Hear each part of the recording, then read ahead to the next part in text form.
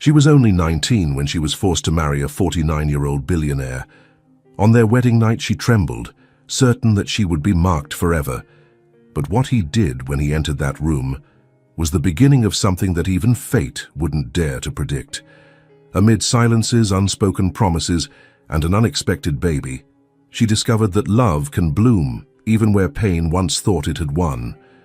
But what happened next, no one could have imagined. If this story touched you, leave a like, subscribe to the channel, and tell us in the comments, where are you listening from? Your support is what keeps this channel alive. The sharp scent of antiseptic lingered in the air, clinging to the hospital room's walls, like an unwelcome reminder that life was slipping away. The rain tapped against the window in a steady rhythm, like the ticking of a clock counting down to something final, irreversible.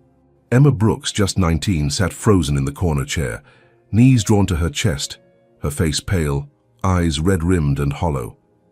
The storm outside mirrored the one raging inside her.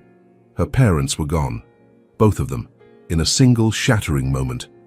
It hadn't been a tragic illness or a long goodbye. It was a crash, sudden, brutal. The car swerved on a slick patch of road, the metal screamed, and by the time help arrived, her world had already ended. Her mother's hand, once so warm, lay cold in hers. Her father's laughter, once the soundtrack of her life, was silenced forever. And Emma, alive but broken, could only sit among the wreckage and scream their names into the wind. The funeral came too quickly, too quietly.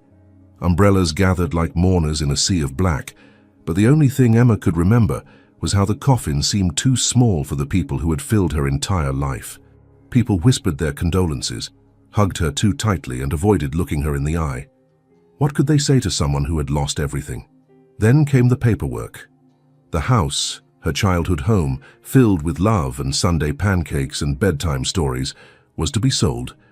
Debts, the lawyer explained with mechanical detachment, outstanding loans, unpaid medical bills. "Oh, you'll be placed in the care of your next of kin," he said, sliding documents toward her with the same tone one might use to discuss groceries. "Your aunt and uncle, Walter and Helen Dawson, they've agreed to take you in." Agreed, as if she were a stray animal being fostered out of pity.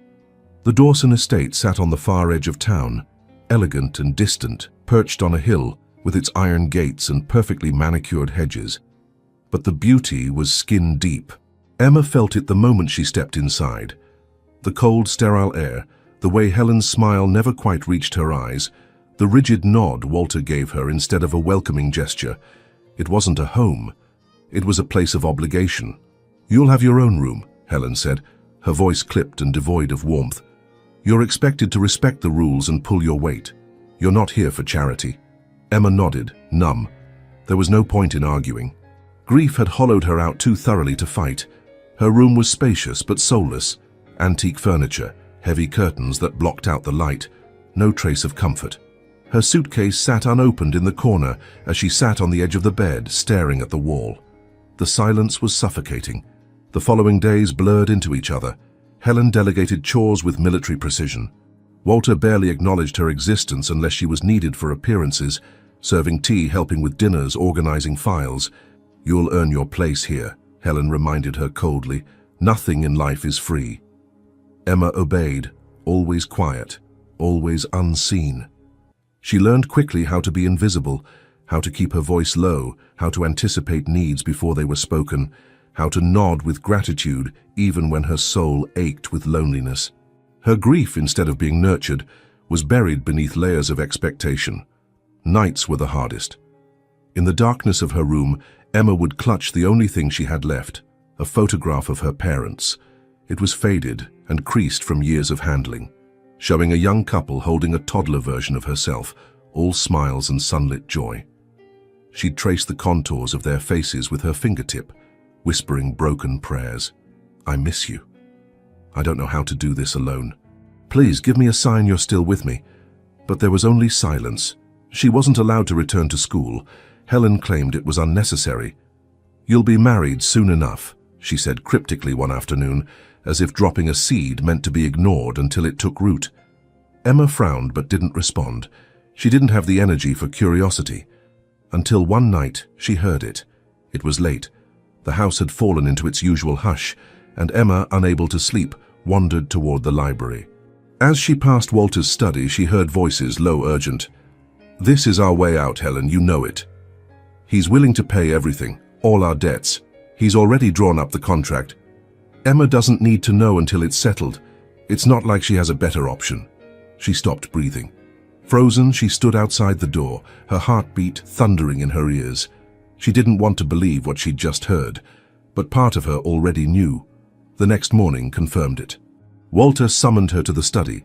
Helen stood by the window, arms crossed, her face carved from ice. Emma sat down slowly, hands trembling in her lap.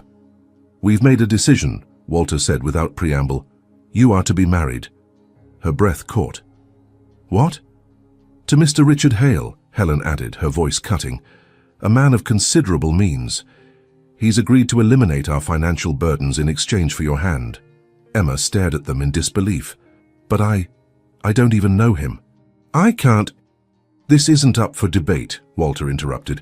"You have no prospects, no income. You live here because we allow it.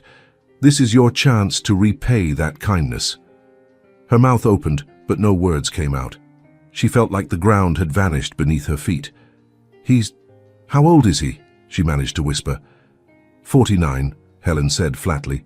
"Successful, respected, and interested in giving you a future." A future? It felt more like a sentence. Emma stumbled from the study hours later, dazed. The walls of the estate closed in around her like a prison. Her chest ached with the weight of powerlessness. No one had asked her what she wanted. No one cared. Her life had become a bargaining chip in someone else's game. That night, she stood in front of the mirror and didn't recognize the girl staring back. Her cheeks were pale, her lips bloodless, her eyes dull. This wasn't the vibrant, curious Emma her parents had raised. This was a version molded by grief, by silence, by forced obedience. Outside, the storm returned. Wind howled through the trees like a warning, and deep in her bones, a quiet voice rose, weak but steady. "This can't be the end of my story." The days that followed felt like they belonged to someone else's life. Emma moved through them like a shadow, stitched to the fabric of the Dawson estate, present but never truly seen. She woke each morning to a world where her voice didn't matter, and where her future had been signed away with the flourish of a pen. The marriage was happening. No one asked again. No one needed her permission. Helen handed her a folder 2 days later, thin and elegant, bound with a blue ribbon. "These are the legal papers. The engagement announcement will be sent out tomorrow," she said without a glance. Emma stood motionless in the hallway, her fingers numb as she took the weightless but damning envelope. Inside were documents that defined her fate. Contracts, confidentiality agreements, even a schedule for fittings and rehearsals. It was all so organized, so polished, so terrifying. Richard Hale. The name alone made her stomach tighten. She had never met him. She hadn't seen a photo. All she knew was that he was 49, rich beyond imagination, and influential enough to make her family's debt vanish with a signature. What did a man like that want with a girl like her? What did he expect? One night, unable to sleep, she crept down the hall to Helen's office and did what she never thought she would. She opened Helen's laptop. Guilt prickled under her skin, but fear pushed her forward. A quick search revealed everything the documents had failed to say. Richard Hale was tall, with silver-streaked dark hair and piercing eyes the color of smoke. His face had the kind of gravity that made people go quiet, intimidating and unreadable. Forbes articles called him a genius, a recluse, a man who rebuilt empires with his bare hands. There were pictures of him at galas and events, always alone, never smiling. He looked powerful, dangerous, and now he owned her future. When Emma returned to her room that night, she lay awake staring at the ceiling, trying to imagine the life ahead. She would be Mrs. Hale, 19, no college, no career, no dreams of her own, just a wife. To a man 30 years older, a stranger. The morning of their meeting arrived wrapped in dread. She wore a cream-colored dress Helen had picked out, modest, high-collared, with sleeves that swallowed her wrists. Her hair was pulled into a tight bun. "You're not dressing to seduce," Helen had said coldly. "You're dressing to behave." They met at an exclusive hotel lounge downtown, quiet and dim, with jazz music drifting through the air like perfume. Walter and Helen sat on either side of her like bookends, smiling politely as Richard entered. The moment Emma saw him in person, her breath hitched. He was even more imposing than the photos. Tall, broad-shouldered, dressed in a navy-tailored suit that whispered money and control. But it was his eyes, calm, sharp, unwavering, that unnerved her most. They swept across the room, landing on her like a silent question. "Mr. Hale," Walter said, standing. "May I present Emma Brooks, your future wife?" Emma wanted to disappear. Richard stepped forward slowly, extending his hand. "Emma," he said with quiet gravity, "it's good to finally meet you." She hesitated for a heartbeat, then placed her trembling hand in his. His grip was firm, but not cruel. Warm. Grounding. Their eyes met, and for a fleeting second she saw something unexpected flicker behind his composed mask. Curiosity. Even concern. They sat. The adults spoke first. Details. Deadlines. Walter discussed the wedding plans. Helen explained her expectations. Emma stayed silent. She kept her hands in her lap, nodding at intervals, pretending not to feel the heat of Richard's gaze as it kept drifting back to her. Finally, Helen stood. "Emma and Mr. Hale might like a moment alone," she said with thinly veiled suggestion. "To become acquainted." And just like that, they were gone. Emma remained seated, rigid. Richard leaned back slightly, crossing his legs, watching her, not like an owner evaluating a purchase, but like someone trying to understand a riddle. "You're scared," he said softly. She blinked. He didn't say it as a criticism. It was simply the truth. She nodded slowly, not trusting her voice. "I don't blame you," he added. "This arrangement, it wasn't your choice." A beat of silence. Her throat tightened. "Why agree to it then?" she asked, surprised by her own words. Her voice was small but steady. His lips pressed into a line. "Because I don't believe in accidents." Emma frowned. "I wasn't looking for a wife," he continued, gaze still locked with hers. "But when your uncle approached me, I said yes. Not for the reasons they think." "Then why?" He didn't answer immediately. Instead, he looked away, almost as if the truth weighed too heavily for words. "You reminded me of someone I failed," he finally said. "A long time ago." Emma didn't know how to respond. The vulnerability in his voice didn't match the powerful image she had built in her mind. He didn't feel like a monster, but he wasn't safe either. Not yet. The wedding was set for the following weekend. No time for hesitation, no time for change. The days blurred. Designers came to take her measurements. A ring was delivered in a black velvet box. A simple band, elegant, heavy with implication. There were meetings with planners, photographers, florists. Everything moved forward with clinical efficiency. Emma barely spoke. Everyone around her treated the event like a performance. She was just the prop. The night before the wedding, she stood alone in the garden behind the Dawson estate. The moonlight spilled across the manicured lawn, casting silver shadows that danced between the hedges. Her heart ached with questions she couldn't name. She missed her mother's arms, her father's voice, the sense that her life had meaning beyond being a solution to someone else's problem. She whispered into the wind, "Please, give me a sign. Anything." A sudden breeze lifted the edge of her dress. She looked up, startled. And then she heard it. A soft voice, not real, but real enough to echo in her soul. "You are stronger than you know." She didn't know if it was her mother's voice or her own, but it anchored her. The morning arrived cloaked in silk and gold. Her wedding gown shimmered like morning dew, ivory lace, delicate embroidery, a train that trailed behind her like the past she couldn't escape. Her veil framed her face like a cloud.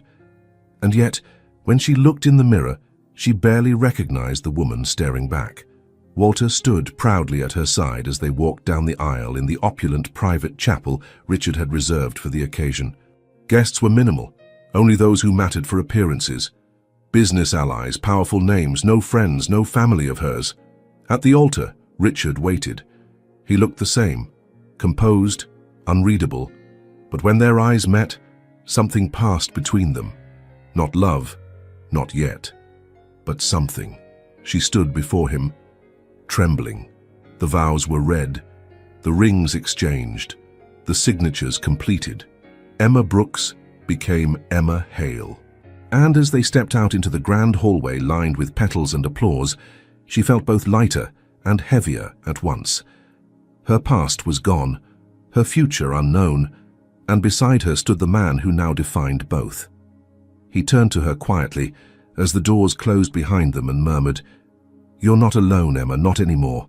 But the words, though gentle, only stirred more questions than answers. The reception blurred around her like a painting smudged at the edges. Laughter rose and fell in distant waves. Champagne flutes clinked. Cameras flashed like sudden bursts of lightning. Emma stood still in the center of it all, wrapped in ivory silk and polished expectation, her hands clasped tightly in front of her to hide the trembling. She was married now. The words echoed through her mind like a drumbeat. Married. To a stranger. To a man who looked at her with quiet intensity, but spoke little. To a man 3 decades older, who now had every right to take her into his bed. The thought made her throat tighten. Everyone around her seemed pleased. Helen hovered nearby, gracefully accepting congratulations as though she had orchestrated a symphony. Walter grinned like a man who had just made the deal of a lifetime. The guests, wealthy, polished, powerful, whispered behind their hands about the beauty of the bride and the brilliance of the groom. Emma heard none of it. All she could feel was the pounding of her heart in her ears. Richard stood beside her with perfect posture, one hand loosely at her lower back, the other clutching a glass he barely sipped from.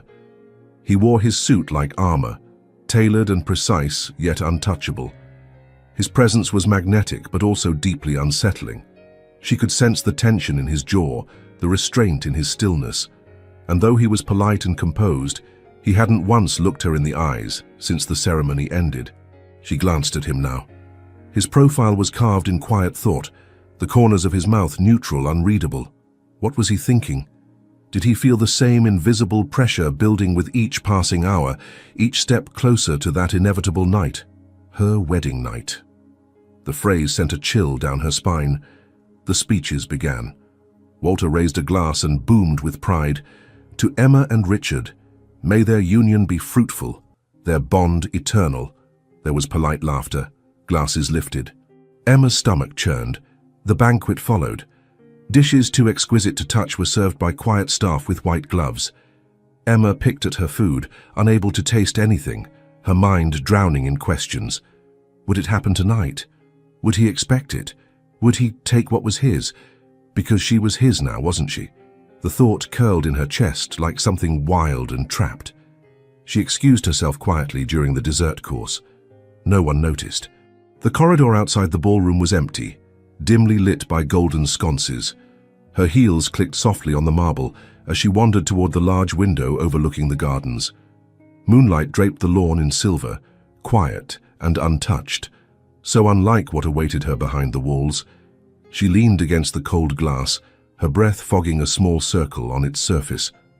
She was still a virgin, not because of innocence or naivety, but because life had never allowed space for closeness. Her parents had been protective, and after their loss there had been only survival. And now her first experience would be with a man who didn't love her, who didn't know her, who had bought her future. She didn't realize tears were slipping down her cheeks until she felt the warmth of one on her lip. "Emma!" The voice behind her made her flinch. She turned slowly. Richard stood in the hallway, hands at his sides, his expression unreadable, but not unkind. "You disappeared," he said gently. "Are you all right?" She nodded quickly, too quickly. "Yes, just needed a moment." He stepped closer, his shoes silent on the rug beneath them. He was taller in the dim light, more human somehow, less intimidating. Still, she wrapped her arms around herself instinctively. Richard watched her for a long second. "I imagine today has been overwhelming," he said.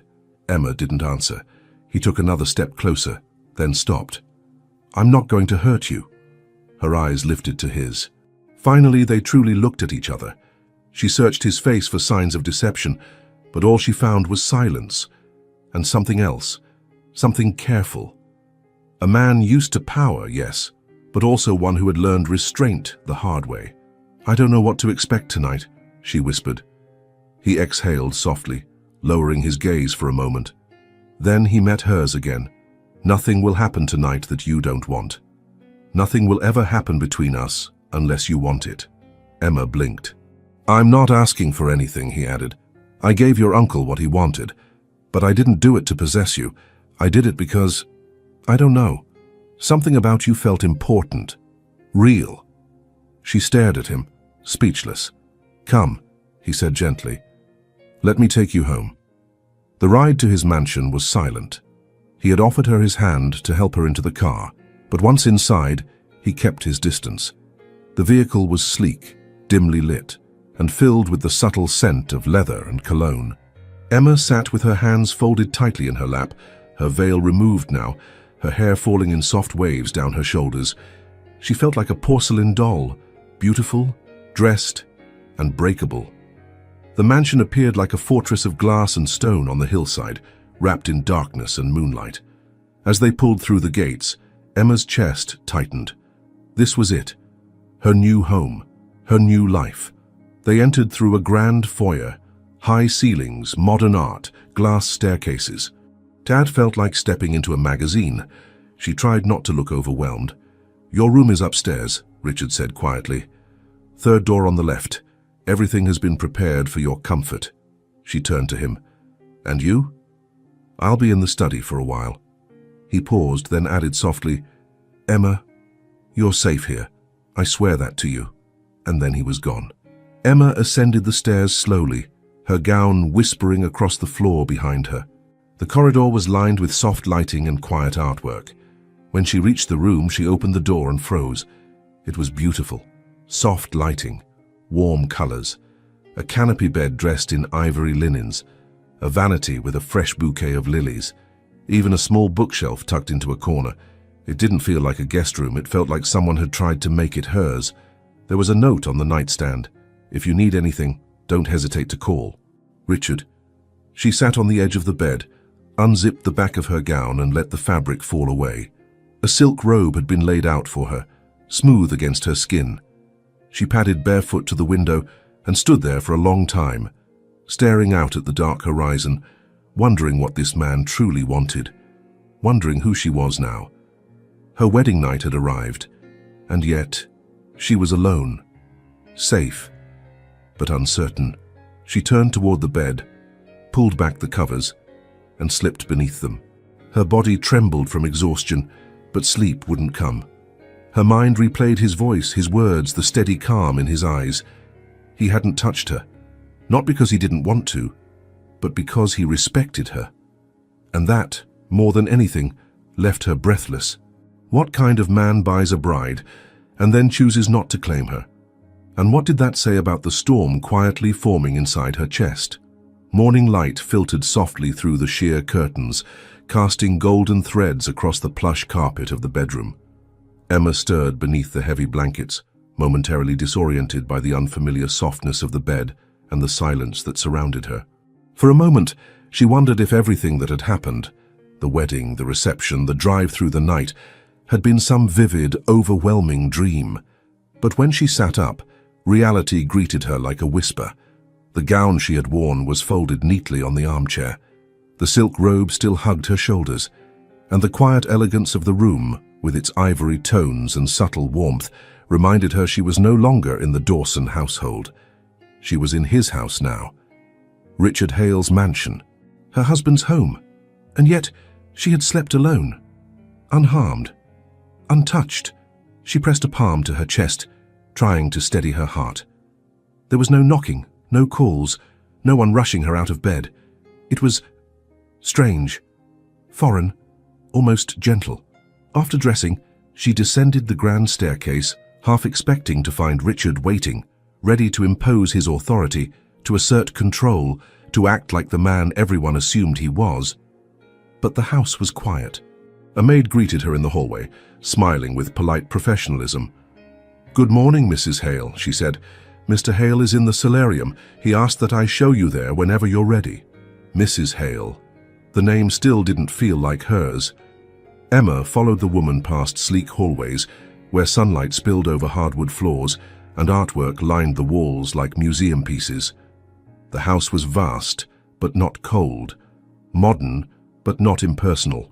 She noticed details, a family photograph here, a grandfather clock there, things that hinted Richard was more than just wealth and power. When they reached the solarium, the maid opened the glass doors and stepped aside. Richard stood at the far end of the room, his back to her, gazing out over the expansive garden. He wore a simple charcoal sweater and tailored slacks, less formal than the version she had seen at the wedding. Sunlight bathed the room, warming the tiled floor and glinting off the rim of his coffee cup. He turned at the sound of her steps, and their eyes met. "Good morning," he said, his voice low and even. Emma nodded. "Good morning." He gestured to the seat across from him at the glass table. A full breakfast had been laid out, fresh fruit, warm pastries, and a teapot releasing gentle steam. Everything smelled rich and inviting. Yet she hesitated. "I wasn't sure if you'd come down," he added, reading her body language. "You're not required to do anything. If you'd rather eat in your room, I'll understand." Emma shook her head. "No, it's fine. I just didn't expect this." He offered a slight smile, just enough to soften his features. "I'm not in the habit of overwhelming people before coffee." A quiet chuckle slipped from her lips before she could stop it. It surprised them both. She sat, carefully folding her hands in her lap. The teapot clinked gently as he poured her a cup. "I imagine you have questions," he said. Emma looked down. "Many, but I don't know where to start." "You don't have to ask everything today." She looked up. "Why didn't you come to my room last night?" Richard met her gaze without flinching. "Because you were afraid, and because forcing intimacy doesn't create trust, it destroys it. I told you this marriage would happen on your terms. I meant it." His words fell into the silence like pebbles in a pond, rippling through her carefully guarded fear. No one had ever offered her control before. No one had meant it. "I don't know how to do this," she admitted. "Any of it." He nodded, thoughtful. "Neither do I." That answer, so unexpected, made her lean in slightly. "But you're the one who proposed the arrangement." He sipped his coffee. "I agreed to it. There's a difference. Your uncle approached me with a transaction, but when I saw your name, I remembered hearing it years ago. Your father once did business with a company I invested in. He spoke about you, just in passing, called you his light, his joy." Emma swallowed hard. Richard set his cup down. "I thought I was doing something honorable, but I didn't realize how deeply it would affect you, how wrong it would feel." A pause. His voice softened. "I didn't know you would haunt me." Her breath caught. They sat in that silence, neither ready to move past it, neither willing to break it. When breakfast ended, Richard stood and walked to the window. "I have meetings this afternoon," he said. "But the house is yours. Explore it. Or don't. Rest. Walk the gardens. Or read in the library. You owe me nothing." Emma hesitated, then asked, "And tonight?" He turned, holding her gaze. "Still your choice." He left her with that. Hours passed in soft discovery. Emma wandered through corridors lined with old books, soft carpets, and windows that opened to sunlight. She found a piano in one of the side rooms, untouched, but perfectly tuned. She ran her fingers across the keys but didn't play. She wasn't ready yet. In the afternoon, a housekeeper brought her a change of clothes, simple, elegant, and a note in Richard's handwriting, "You are free here. Begin however you need to." No one had ever written her something so simple, yet so kind. By evening, Emma sat alone in the garden, watching the sunset paint the sky in shades of gold and coral. Her heart felt still, not whole, not healed, but no longer trembling. The dinner hour came, and Richard returned. They ate in the dining room, quieter than the solarium, lit by warm sconces and candlelight. The food was exquisite, but the silence between them carried more flavor than anything on the plates. Afterward, as she stood in the hallway, unsure if she should return to her room or wait for him to say something, Richard finally spoke. "I'll be reading in the study," he said, "if you'd like to join me." Emma nodded, heart unsure but legs moving. The study was lined with leather-bound volumes and framed maps. A fire crackled in the corner. Richard sat in a deep chair, a book resting in one hand. He motioned to the armchair opposite him. She sank into it slowly. They didn't speak. They didn't need to. He read. She watched the flames, and something in the stillness between them felt right. When the hour grew late, Richard stood. "I'll walk you to your room," he offered. She hesitated, then nodded. At her door, he paused. "Good night, Emma." She met his eyes, her voice barely a whisper. "Thank you." He didn't ask for what. He simply inclined his head and stepped away. Inside, as she lay beneath the covers again, the room felt different. Not just safe, but hers. And in the silence of the night, a realization bloomed in her chest, uninvited but undeniable. She didn't fear him anymore. But what she feared now was the feeling that had begun to replace that fear. The days that followed unfolded like pages from a book Emma never imagined she'd be living. Each morning, the sun poured through her windows like a gentle invitation. No shouting, no demands, no sharp words slicing through the air. The silence in the mansion was not oppressive like it had been in her aunt and uncle's house. Here, silence felt like space to breathe, to feel, to exist. And slowly, impossibly, she began to settle. At first, it was subtle. She no longer jolted awake in the middle of the night. Her shoulders weren't always tense. Her steps through the halls grew more confident, and she stopped flinching every time someone called her name. Richard kept his word. He remained a presence, steady, quiet, and restrained. He didn't hover. He didn't question her movements. Instead, he gave her distance, as if sensing that freedom was something she needed more than answers. Yet he was everywhere in small ways. The library had fresh flowers each morning, lilies and peonies, her favorites. A note had been left on her nightstand one evening.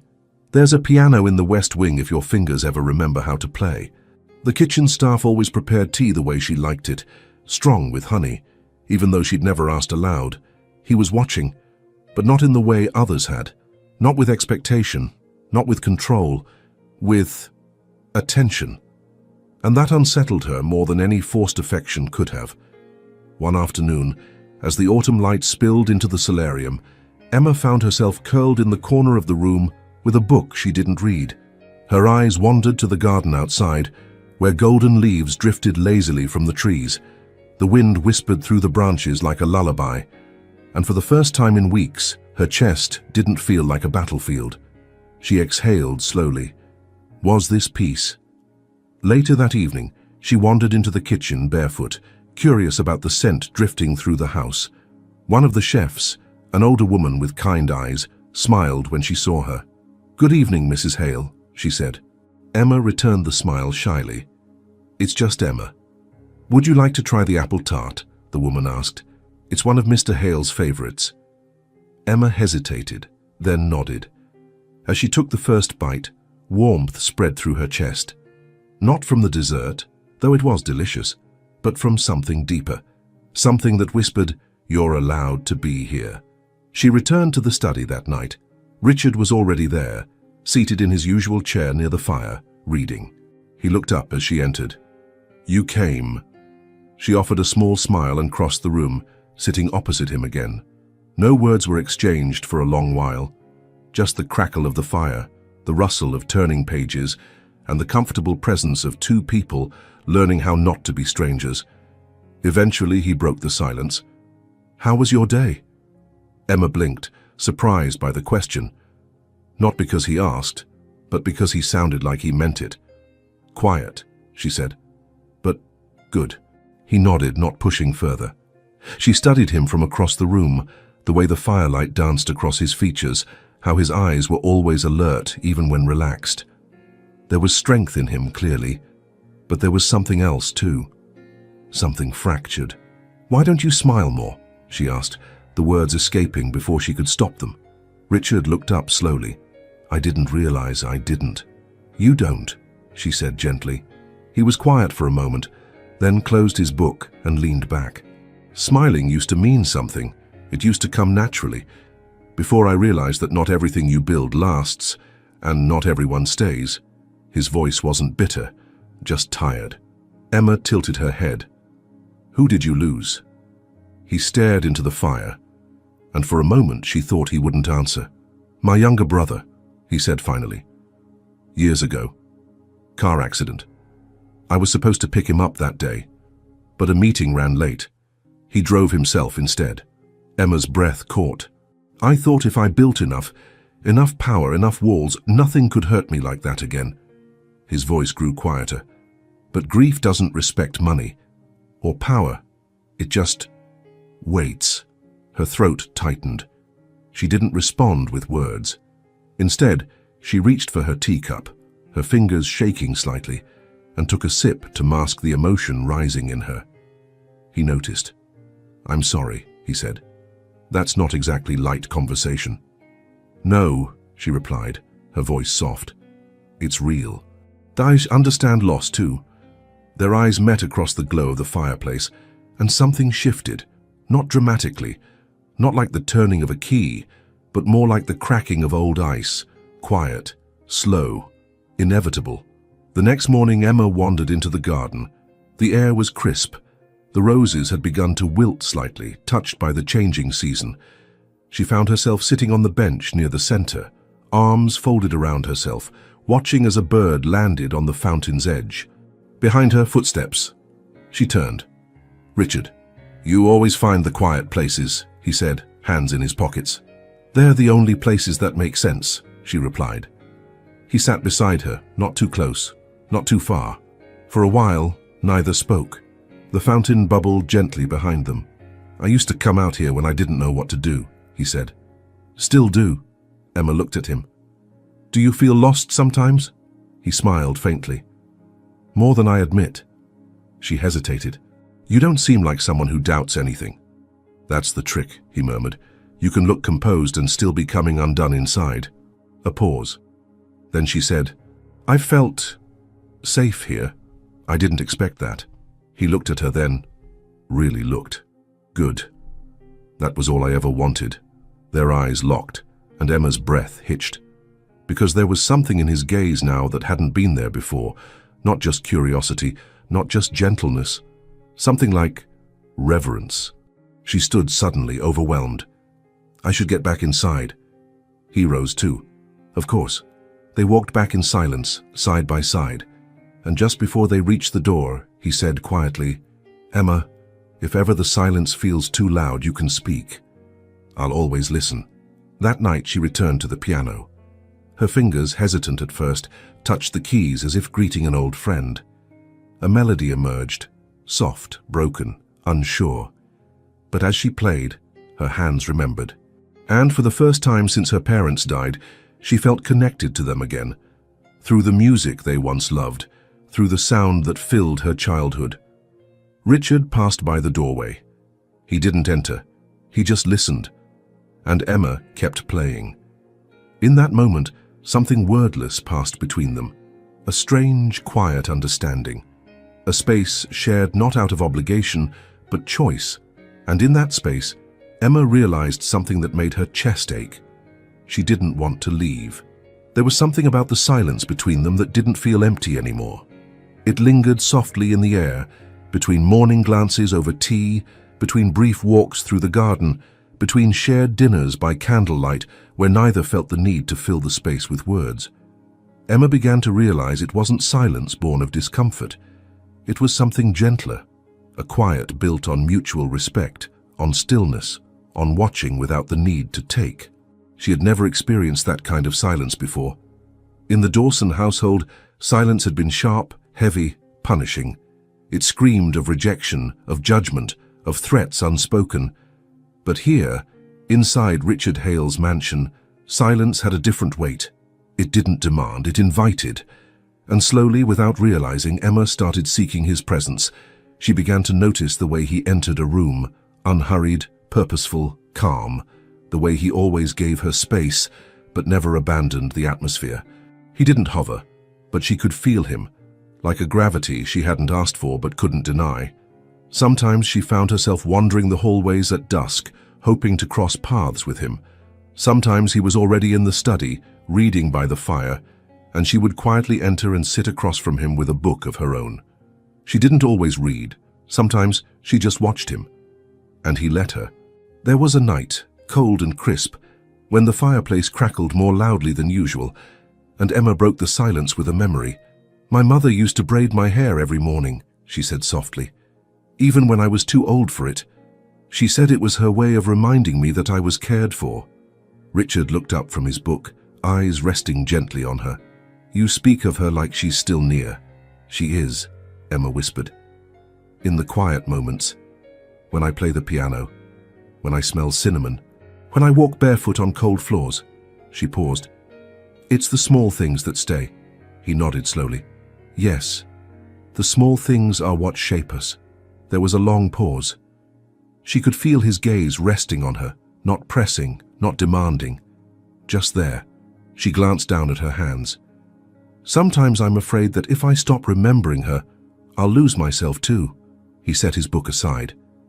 "You're not who you are because she braided your hair, Emma. You're who you are because of how deeply you loved her. That kind of love doesn't vanish. It becomes part of you." The words broke something open in her gently, as if they'd been waiting to be heard. That night, when she returned to her room, she wept. Not with the ache of abandonment like before, but with the release of something long buried. It was the first time she had cried in that house and not felt ashamed. The next morning there was a note on her door. "Meet me at the stables. 4 p.m. No signature, but she knew it was him. The stables were nestled on the far end of the estate, beyond the trimmed hedges and marble paths. She had never wandered that far before. When she arrived, she found Richard already there, standing beside a chestnut mare with a calm demeanor and gentle eyes. "I thought you might like her," he said, offering the reins. "Her name's Isla." Emma hesitated. "I've never ridden." "Then I'll teach you." She looked at him skeptically. He smiled, a real one this time, subtle but warm. "I'll go slow." And he did. For the next hour, under the golden hue of late afternoon, he guided her through the basics: how to sit, how to hold the reins, how to trust the animal beneath her. His hand rested on her back more than once, steadying her, but never lingering. His voice was low, calm, instructive. She hadn't smiled so much in weeks. When she finally dismounted, her legs a little shaky, she turned to him and said, almost breathless, "I didn't think I could do that." "You're stronger than you think," he said without hesitation. She searched his eyes for irony, for flattery, for anything rehearsed, but found only truth. Later that evening, she stood in front of her mirror, brushing her hair slowly. For the first time, she noticed something different in her reflection. Her eyes were less guarded, her shoulders not as tight. There was color in her cheeks again, a spark, faint but real. "He didn't just give me space," she thought. "He gave me permission to exist." That realization made her chest ache in the best and worst way. The following days brought more quiet exchanges. He taught her to make espresso the way he liked it. She showed him how to braid bread the way her mother once did. One night, when the power flickered during a storm, they lit candles and sat in the library, reading poetry aloud in turns. She read Emily Dickinson. He read Rainer Maria Rilke. And between verses their eyes met more and more frequently, until looking away felt unnatural. One afternoon she walked into the music room and found him seated at the piano bench, head bowed slightly, fingers hesitating above the keys. "You play?" she asked gently. He looked up, a little startled. "Not well," she smiled. "Show me." He played a few notes, clumsy, unsure, then stopped. Emma sat beside him, their shoulders barely brushing. She placed her hands over his and whispered, "Here, like this." Their fingers moved together, slow, unpracticed, intimate. She felt his breath catch once, and hers did too. When the melody ended, she didn't move away. He looked at her then, not just with gratitude or curiosity, but with longing, and it terrified her. She stood quickly. "I should go check on dinner." He didn't stop her. But that night, she couldn't sleep. She kept hearing the melody they had played, kept replaying the moment their hands had touched, kept wondering what would have happened if she hadn't pulled away. There was no pressure from him, no expectation, But something had shifted. Not with words, not with declarations, but in the way her heartbeat changed when he entered a room, in the way she noticed his laugh, rare and low, in the way he looked at her not as a possession, but as a person, a woman, and she was no longer afraid of him. What she feared now was how much she was starting to hope. The evenings had grown colder. Autumn crept in through the windows with its golden light and crisp breeze, and Emma found herself reaching for sweaters and shawls, small rituals that made the mansion feel more like home. The world outside was changing, and something inside her was too. Not all at once, but quietly, softly, like the slow unfurling of petals that had once been closed tight against the cold. She didn't know when it started. Maybe it was in the garden, when Richard watched her with something tender in his eyes. Maybe it was when their hands brushed over the piano keys, or maybe it was the way he had listened to her, not like someone waiting to speak, but like someone who wanted to understand. What she did know was this: she no longer felt like a guest in her own story. It was a Tuesday evening when the air shifted again. Dinner had been quiet, but not tense. Richard had prepared it himself, something he rarely did. A simple pasta with roasted vegetables, garlic bread, and a bottle of red wine he insisted they share. There was a certain clumsiness in the way he moved around the kitchen that made Emma smile. He didn't pretend to be flawless. He didn't hide behind his wealth. He was human. Afterward, they retired to the fireplace room. No books that night. Just the two of them, and the warmth of the fire crackling between them. Emma curled up on one end of the couch, legs tucked under her, fingers curled around her wine glass. Richard sat across from her, elbow resting on the armrest, head tilted slightly, studying the flames. The silence between them wasn't awkward, but it was full of questions neither had asked, of feelings neither dared name. Finally, it was Emma who spoke. "Did you ever love someone?" His eyes shifted from the fire to her. "Yes," he said. "Once." She waited. He didn't elaborate. "What happened?" He hesitated, then exhaled slowly. "She chose someone else, someone younger, freer. I don't blame her. I wasn't an easy man back then. I buried myself in work. I was trying to outrun the grief of losing my brother. And maybe in the process I forgot how to live." Emma's gaze softened. "You're not that man anymore," she said quietly. "No," he agreed. "But sometimes I wonder if that version of me still lingers in the mirror." She looked down. "I think we all carry pieces of our past, even the ones we try to bury." A beat of silence. Then, before she could stop herself, the words came out. "My aunt used to tell me I was a burden, that my parents spoiled me too much, that they left me nothing but debts and trouble."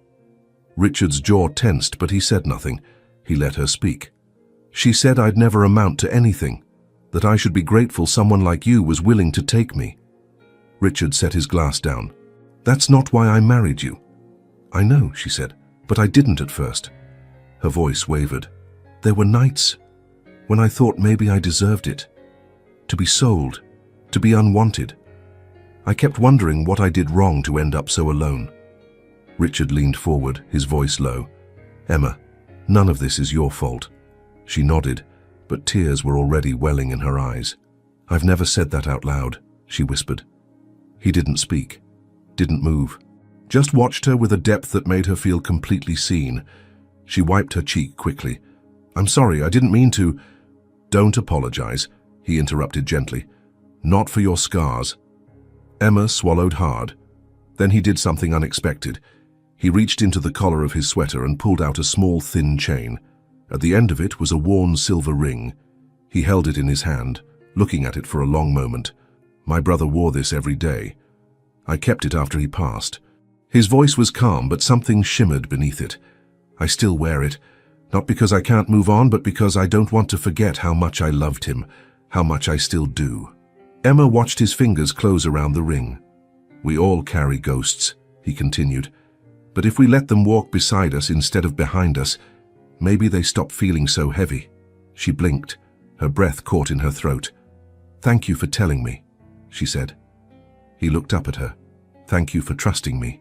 That night, she didn't return to her room immediately. Instead, they sat on the couch until the fire burned low, wrapped in a silence that was no longer full of distance, but of something else entirely. Shared vulnerability. Before she stood to leave, she turned to him and asked, "Why did you really agree to marry me?" He met her eyes. "Because when I saw your name, something in me said yes before I understood why." She tilted her head, confused. "You didn't know me." "I didn't need to," he said. "It wasn't logic, it was instinct. And I've spent my whole life ignoring instincts. This time I listened." Emma couldn't speak, not because she didn't want to, but because her heart had already answered for her. When she reached her bedroom door, she turned back. "Good night, Richard." His eyes didn't leave hers. "Good night, Emma." That night, she didn't cry. She didn't tremble. She lay in bed, staring at the ceiling, one hand over her heart. It beat steadily, and for the first time in a long time, she didn't feel broken. The rain returned the next evening.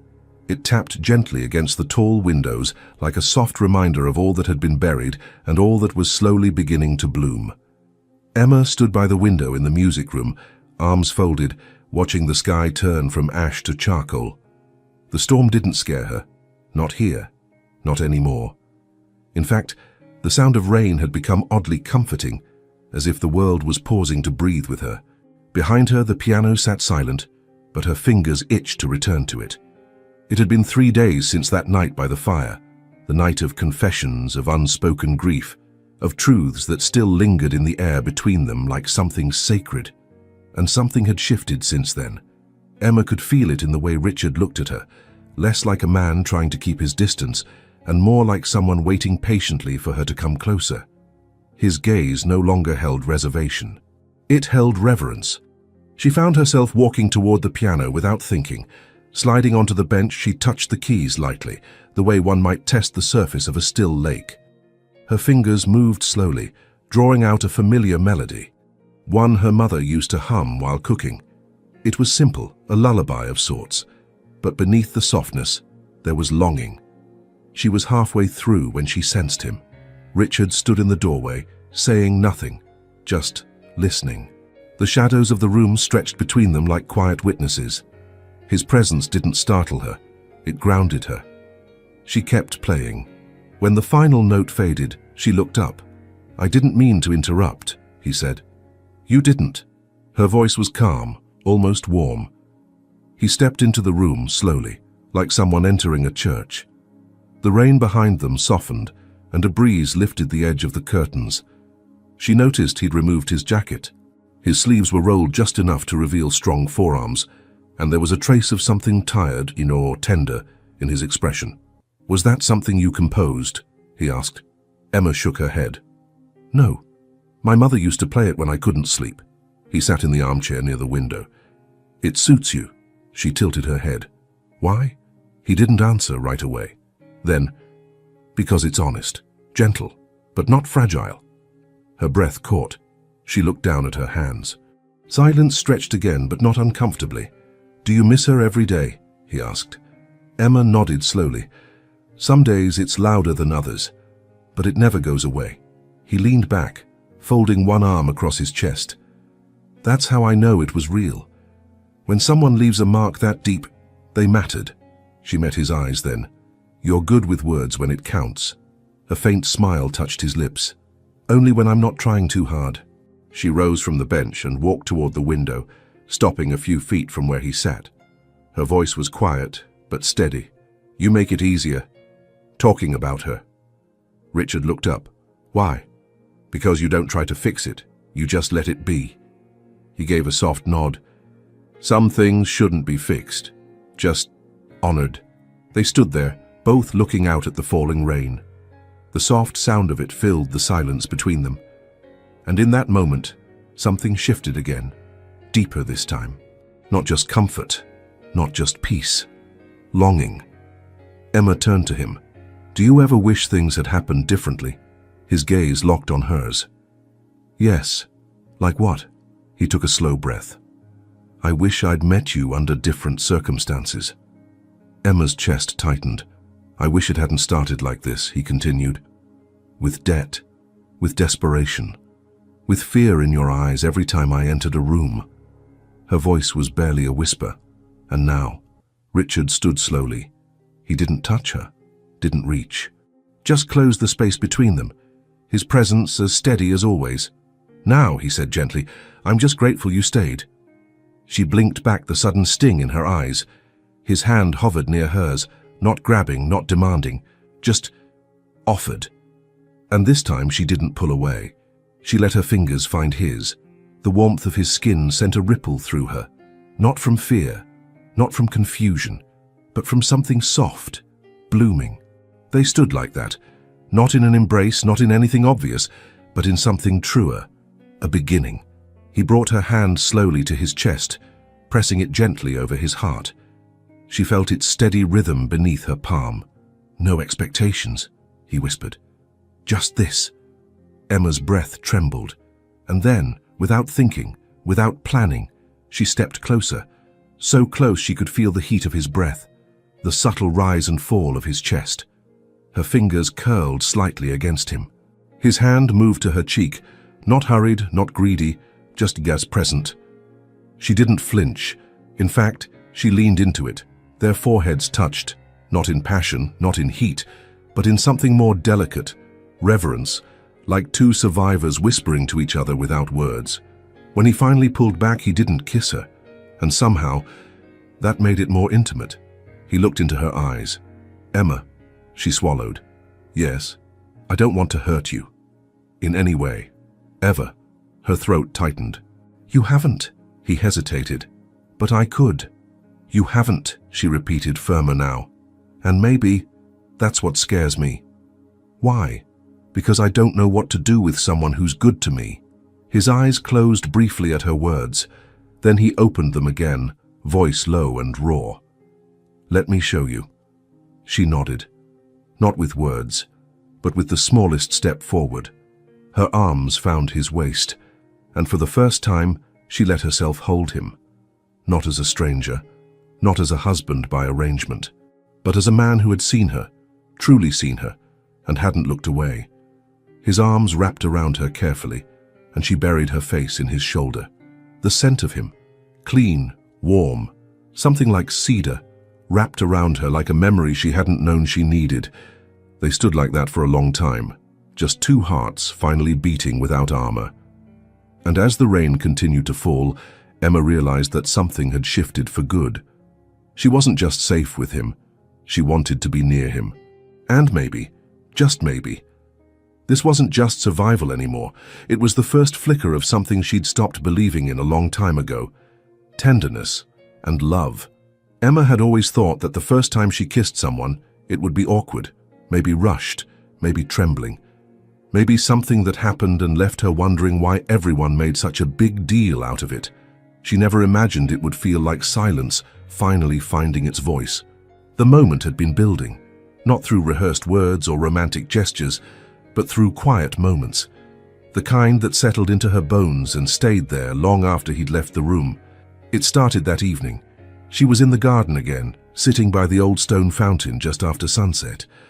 The sky had turned lavender, and the first stars had begun to peek through the thinning clouds. The cold nipped at her fingers, but she didn't mind. The chill kept her present, real. She heard his footsteps before she saw him. Richard moved through the garden like he belonged to it, or perhaps like it belonged to him. He wore a dark sweater, his coat unbuttoned, and his expression unreadable, but not cold. "Couldn't sleep?" he asked, his voice a gentle thread in the air. Emma shook her head. "Didn't want to be indoors. The walls were too quiet." He sat beside her on the edge of the fountain. Not too close, not too far. They sat in silence for a long moment. Then she spoke. "Do you remember the first time you saw me?" He turned his head slightly. "Yes." "What did you see?" He didn't answer right away. Someone trying not to fall apart in a room full of people who didn't care if she did. She exhaled slowly. "That's accurate. I remember thinking," he continued, "that you were carrying more weight in your eyes than most people carry in their whole bodies." Emma swallowed the lump rising in her throat. "I thought you were terrifying," she admitted. Richard raised an eyebrow. Terrifying? You were so composed, so silent. I couldn't read you. I thought you'd crush me without blinking." A faint smile touched his lips. "And now?" She hesitated. "Now I think you're just as afraid of being crushed as I was." His smile faded, replaced by something deeper. His eyes didn't leave hers. "You might be right." The wind stirred around them. Emma reached up to tuck a loose strand of hair behind her ear, and Richard's gaze followed the motion. But he didn't move. He didn't reach. He waited. And somehow that made her bold. "I don't want to be afraid anymore," she whispered. "You don't have to be." "I'm not afraid of you," she clarified. He looked surprised. "Then what?" "Of what this is becoming," she said. "Of what I'm starting to feel." He leaned in slightly. "What are you feeling?" Her heart pounded. "Everything I told myself I wasn't allowed to feel: safety, warmth, trust, and more." He said nothing, just breathed. She could feel the weight of his restraint. So this time it was her who closed the space between them. Her fingers reached gently for his jaw, brushing against the edge of his stubble. Her hand was small against his face, but it was steady. She guided him to her, her gaze locked with his, and when their lips met, finally, quietly, the world stopped spinning. It wasn't passionate. It wasn't desperate. It was true. A kiss not of possession, but of presence. Of two souls touching through a doorway neither thought they would ever open. His hands rested lightly on her waist, barely holding her, as if afraid she might break if he dared hold too tight. Emma deepened the kiss with a softness that surprised her. She wasn't hesitant, she wasn't unsure. She was choosing this moment, choosing him. When they pulled apart, their foreheads remained pressed together. Her eyes fluttered open. Richard's chest rose and fell beneath her hands. He looked at her not like a man who had won something, but like someone who had finally come home. "I didn't expect you to do that," he said softly. She smiled, breathless. "Neither did I." He touched her cheek with the back of his hand. "Are you all right?" Emma nodded. "More than I've been in a long time." They didn't say what it meant. They didn't need to, because everything in that kiss had already spoken for them. Later, they returned to the house together. Emma's hand lingered in his as they walked, not for show, not out of fear, but because it felt natural. Right, like they were finally moving in sync. Two lives that had collided under impossible circumstances, now finding rhythm. Inside, he walked her to her room. At the door, they paused. She turned to him, their fingers still linked. "I know this wasn't how either of us imagined things," she said. "It wasn't," he agreed. "But maybe," she continued, "some things don't need to start the right way to become right in the end." His gaze softened. "You're not what I expected, Emma. You're more. So are you." They stood in that quiet corridor, bathed in golden lamplight, and the silence between them was different now. Not a distance, but a bond. He didn't ask to come in. She didn't invite him. It wasn't the moment yet, but they were moving toward it. Slowly, surely, together. "Good night," she whispered. Richard lifted her hand and pressed a kiss to her fingers, reverent, tender. "Good night, Emma." She closed the door behind her and leaned against it, breath catching. Her lips still tingled, her heart still raced, but she wasn't trembling from fear. She was shaking from something else entirely, the overwhelming, undeniable truth that she was falling in love with the man she had once feared the most. And this time, she wanted to fall. The morning after their first kiss, everything felt changed, and yet nothing had changed at all. Emma still woke in the same room. The same sunlight poured through the same curtains, the same soft rug brushed her bare feet as she crossed to the window. But her heart moved differently now. It didn't pace like a caged bird. It beat with a quiet rhythm of something long, unfamiliar. Peace and expectation. She touched her lips without meaning to. The memory of Richard's kiss was still there, not in taste or sensation, but in the weight it carried. It hadn't been rushed. It hadn't demanded. It had promised. Downstairs, the scent of fresh coffee and warm cinnamon drifted through the air. She followed it barefoot, the hallway silent except for the hush of her breath. When she entered the kitchen, he was there.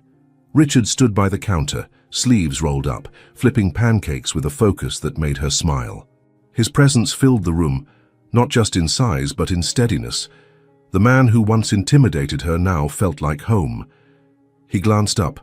"Good morning," he said, voice low but unmistakably warm. "Morning," she answered softly, stepping inside. "You cook now?" He shrugged with a boyish smile.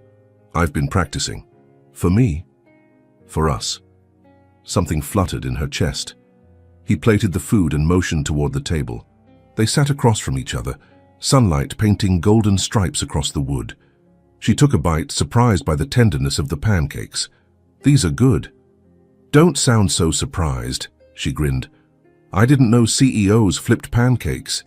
I didn't know I'd be trying to impress my wife." Her eyes dropped to her plate. He said the word without hesitation. Wife. Not as a legal label, but as something lived. After breakfast, they took a walk through the orchard near the edge of the estate. The trees were still heavy with the last of the autumn fruit, and the air was crisp with the promise of winter. Emma wore one of Richard's coats, too large for her but comforting, scented faintly like him. Cedar, warmth, and something she couldn't name. They walked in silence for a while, their fingers grazing, until he gently took her hand in his. "You don't have to hold back anymore," he said, watching the wind stir her hair. "I'm not," she replied. But she was. Not because she didn't trust him, but because the depth of what she was beginning to feel terrified her. He stopped beneath one of the trees and turned to her. "Emma, can I ask you something?" She nodded. "Why me?" She frowned. "What do you mean?" "I was a stranger, older, wealthy, yes, but distant. Cold. You had every reason to shut down. Every reason to resent me. But you didn't. You opened." Emma stepped closer. "Because you never forced me," she said. "Not once. Because you were patient with my silence. Because you made me feel safe when I didn't even know I could still feel anything at all." She reached up, brushing her fingers against his cheek. "Because your presence gave me space to remember who I was, not what others said I had to be." Richard's eyes closed for a breath. When he opened them, they were softer than she had ever seen. "I've fallen in love with you, Emma," he said. There it was. No dramatic music, no grand gesture, just truth. Laid bare between them. Her lips parted, but the words caught in her throat. He didn't push, didn't flinch. "I'm not asking you to say it back," he added gently. "I just needed you to know." She stepped even closer until they stood heart to heart. And then, with a voice that trembled with truth, she whispered, "You're not the only one falling." He breathed in sharply. She saw it. He reached for her, slowly, reverently, and pulled her into his arms. Their second kiss was nothing like the first. This one was undeniable. It bloomed with all the tenderness they had stored in unspoken moments, in shared silences, in late-night conversations and soft laughter. It tasted of trust and something impossibly sweet, hope. His hands cradled her back. Her fingers found the edge of his neck. Their bodies fit, as though the space between them had been made for this moment all along. When they parted, neither said a word. They didn't need to. They returned to the house that afternoon with fingers still intertwined. Everything between them felt new, not delicate like glass, but delicate like flowers after the rain. Fresh, alive, and resilient. The staff noticed. They smiled without speaking. The air was different now. The mansion, once cold and grand, had been filled with something more powerful than wealth. Warmth. That night, Emma walked into the study, while Richard was choosing a record. He looked up as she entered, his expression softening instantly. "I was just thinking of you," he said. She smiled. "I know. I could feel it." He placed the record on the player. A soft jazz tune filled the room. Slow, romantic, smoky. He walked toward her, hand extended. "Dance with me!" Emma hesitated only for a second, then placed her hand in his. They swayed slowly, her cheek resting against his chest, his arms wrapped securely around her. The fire flickered. The rain returned outside, gentle and steady. He leaned down and whispered, "You've changed everything, Emma." She looked up. "You gave me the space to become who I always was."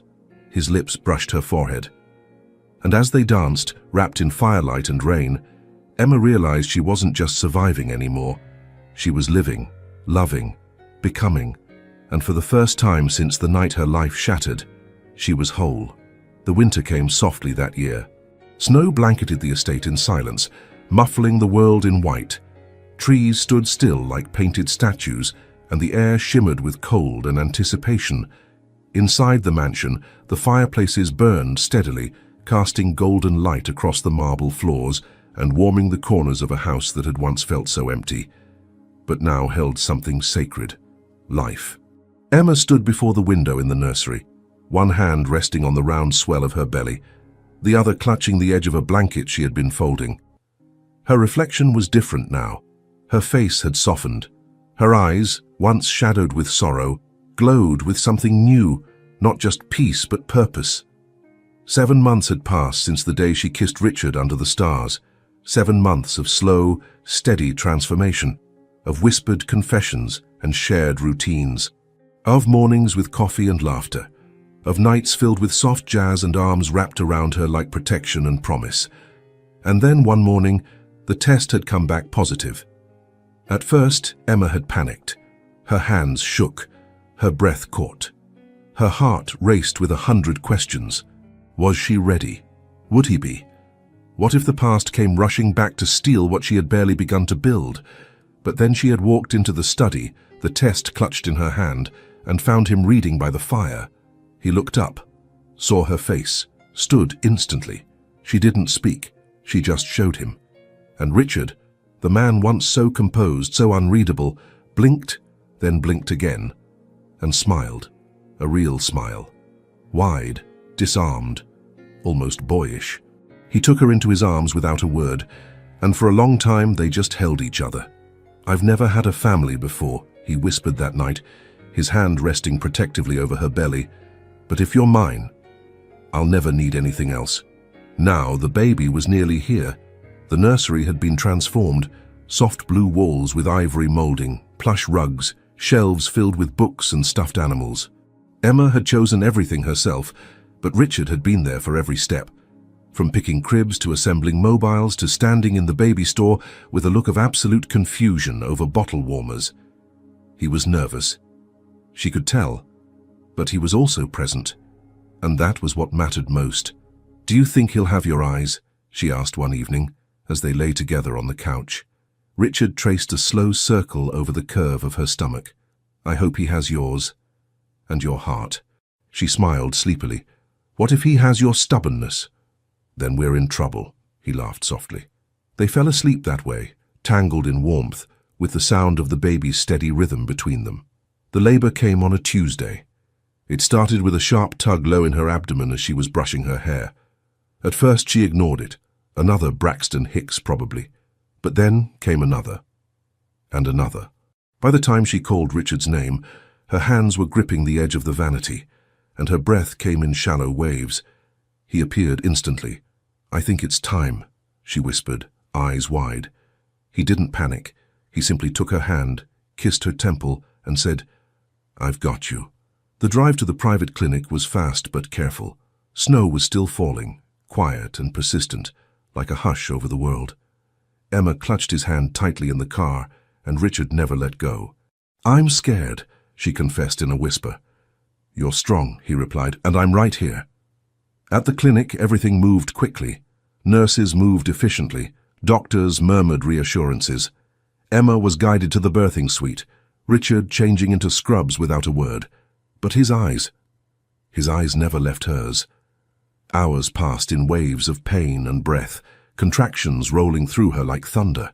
Richard held her hand through all of it, wiped her forehead, whispered encouragements, kissed her knuckles between each surge. "You're doing beautifully," he said over and over, voice low and firm. She cried once, not from pain, but from fear. The weight of everything she had lived to reach this moment crashing down all at once. And Richard, his voice rough with emotion, said, "You've already given me the world, Emma. Just hold on a little longer." And then, a cry. Sharp, clear, alive. Time stopped. Emma's head fell back. Tears streamed down her face. The doctor smiled. "You have a healthy baby boy." Richard stood frozen. For a moment he couldn't move. He just stared at the tiny wriggling form now being placed on Emma's chest, red-faced, perfect, his little fists flailing like he had been born to fight for his place in this world. Emma looked up at him, breathless, radiant. "Richard," she whispered. "He's ours." He stepped closer, fell to his knees beside the bed. His hand hovered over the baby, almost afraid to touch. But then he did. He brushed one finger along the baby's soft cheek. The child turned toward him, his mouth searching. Tears welled in Richard's eyes, silent, stunned. "I've built empires," he whispered hoarsely. "But this, you're the only thing that ever truly mattered." Emma reached for his hand, and together they sat there, mother, father, son, wrapped in a moment too sacred for words. That night in the quiet of the hospital room, Richard cradled their son against his chest. Emma watched from the bed, tired but glowing, her eyes never leaving them. He looked up. "He looks like you," he said. She smiled. "He looks like hope." They named him Benjamin, and as Richard whispered the name over and over, rocking the child with a gentleness that would have shocked anyone who had known him before, Emma knew. This wasn't the end of her story. It was the beginning of something bigger, something sacred, something whole, family. Spring arrived like a quiet miracle. The snow melted from the edges of the garden, giving way to soft green shoots and blossoms shyly opening toward the sun. The mansion, once cloaked in cold and silence, breathed with new life, and not just in the season. Inside those walls, something sacred had taken root, and its name was Benjamin. Emma stood on the veranda in the early morning light, cradling her son in her arms. He was just 3 months old, but already he had changed everything. His tiny hand clutched the fabric of her dress, his breath steady against her collarbone. The warmth of him pressed against her heart in a way no words could capture. She looked out over the garden that had once felt like a gilded prison. Now it felt like freedom. She closed her eyes and whispered softly into Benjamin's ear, "You were born into love." Behind her, footsteps. She didn't need to turn to know it was Richard. He always approached her with that same quiet energy, like he never wanted to disturb what she was building, only walk alongside it. He came to her side and placed one hand on the small of her back. His other hand gently brushed their son's head. "He sleeps better when you hold him," he murmured. Emma smiled. "He knows my heartbeat." Richard kissed her temple. "So do I." They stood there in the hush of morning, wrapped in stillness and newness, and something bigger than either of them. Parenthood had not made Richard softer, it had made him more present. He was still composed, still quiet, but his walls had lowered. His schedule had changed. His priorities had shifted. The man who once commanded boardrooms now woke in the middle of the night to rock a crying baby with unshakable tenderness. One afternoon she found him asleep in the nursery, Benjamin curled on his chest, his hand still resting protectively over their son's back. The sight had stopped her breath, not because it was rare, but because it was real. Emma never imagined a life like this. Not when she stood at the edge of her parents' grave, not when she was sold into a marriage she never wanted, not when she trembled through her wedding night, waiting to be broken. But love had come anyway, not as a storm, but as a shelter. It had come through patience, through silence, through a man who had chosen her not as a prize, but as a person. One evening, as the sunset spilled orange and rose across the sky, Richard brought her a letter. "I found this," he said, offering it gently, "in one of my old boxes. I wrote it the week after we married." Emma took it, her fingers trembling. He didn't stay. He kissed her cheek and said softly, "I'll be in the garden if you need me." She unfolded the page, the handwriting familiar now. "Emma, you don't know me yet, not really, and I know you didn't choose this. But I need you to know what I chose. I chose you. I chose to give you space. I chose to respect your silence. I chose not to touch you that night.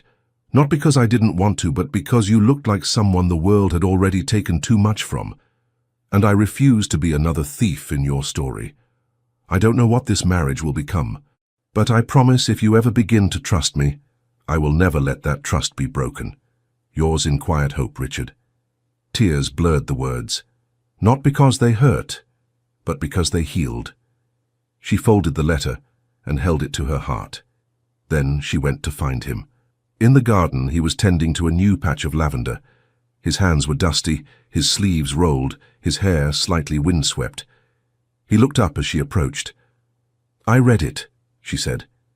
He straightened, brushing off his palms. "I meant every word," he replied. Emma stepped closer. "You wrote that before you even knew if I'd ever let you in." "I knew I wanted to be worthy of the chance." She reached for his hand. "You were." He exhaled slowly, the tension in his shoulders melting. "And you are," she added. A pause, then her voice, steadier than ever. "I love you, Richard." His breath caught. She said it again. "I love you." He cupped her face, his thumb brushing the corner of her mouth. "You saved me." "No," she whispered. "We saved each other." Their kiss wasn't rushed, it wasn't desperate. It was the kind of kiss that says, "We've made it, and we're not going back." Later that night, they sat by the fire with Benjamin asleep between them. The house was quiet, the world outside hushed in spring's early warmth. Richard looked at her, his arm around her shoulders. "You ever think about how it started?" he asked. Emma nodded. "All the time. And what do you feel when you remember?" She smiled softly. "Gratitude." He tilted his head. "For what? For the pain, for the silence, for the fear. Because without all of it, I never would have known what it meant to be held." He pulled her closer, his lips at her hairline. "You are loved, Emma, deeply, wholly, always." She closed her eyes and let the words wash over her like a blessing. She had been sold, she had been silenced, she had been afraid, but she had survived. And more than that, she had transformed. The girl who once trembled in the shadows of her past was now a woman, wrapped in warmth, holding a child, and resting against the man who had never tried to fix her, only love her as she found her own way home. And as the fire crackled and the baby breathed softly between them, she whispered a prayer, not to escape, not to forget, but simply this: "Thank you for letting love find me where I thought it never could." She was sold as a bargaining chip. She entered that house with fear, scars, and a heart in silence. But there, where she least expected, she found arms that didn't trap her. They embraced her. And in the warmth of patient love, she was reborn. Because sometimes, what seems like a sentence is the beginning of a miracle. If this story touched you, leave a like, subscribe to the channel, and tell us, where are you listening to this message from? Your support is what allows us to continue bringing stories like this.